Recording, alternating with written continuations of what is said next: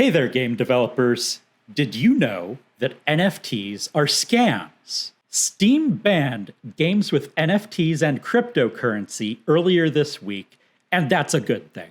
NFTs are non fungible tokens, a term that is so pretentious that it could only have been coined by a computer scientist.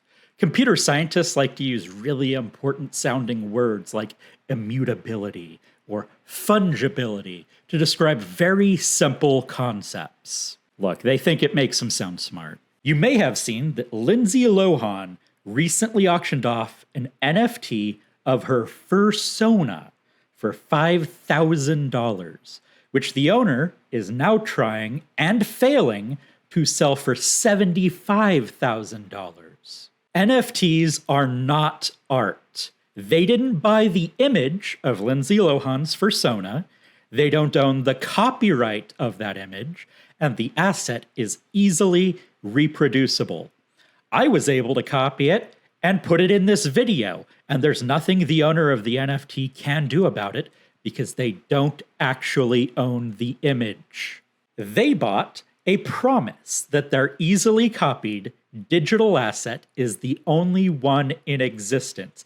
A promise which I have demonstrated is a lie by putting Lindsay Lohan's fursona in this video. NFTs are scams.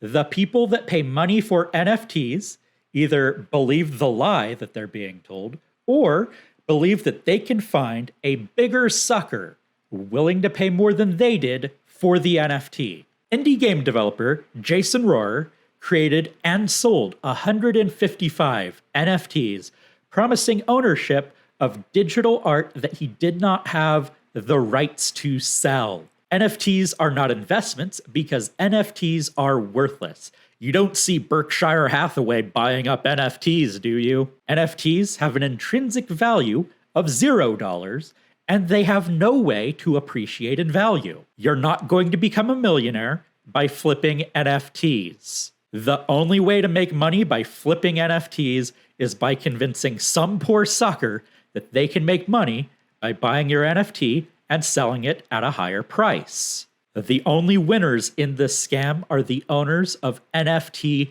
marketplaces. OpenSea charges a 2.5% fee on all transactions.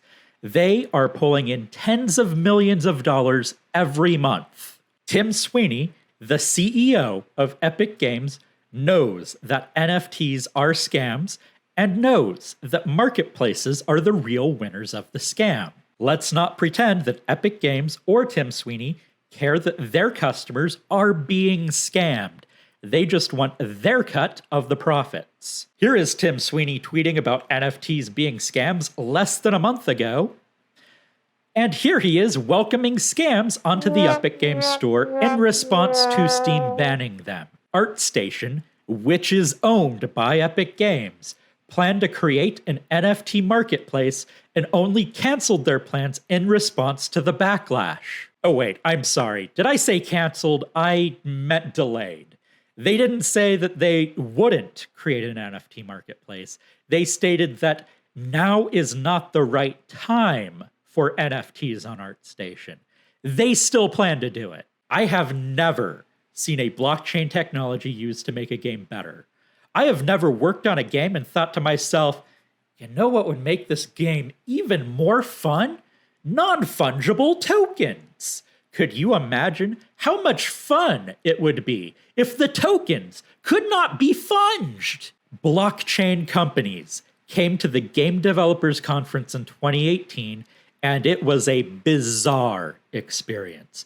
I was working at a booth near one of the blockchain companies, and they hired scantily clad booth babes to attract attention to their booth.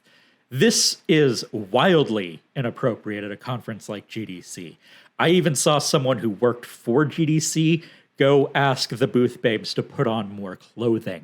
If you stop by the booth and you ask people from these companies how your game could be made better by adding their technology, they could not tell you because their technology does not make games better. These companies don't want to make games better. They just want their cut of your game's revenue. Steam was right to ban NFTs. NFTs are scams. NFTs not only don't belong in games, there is no good reason for them to exist.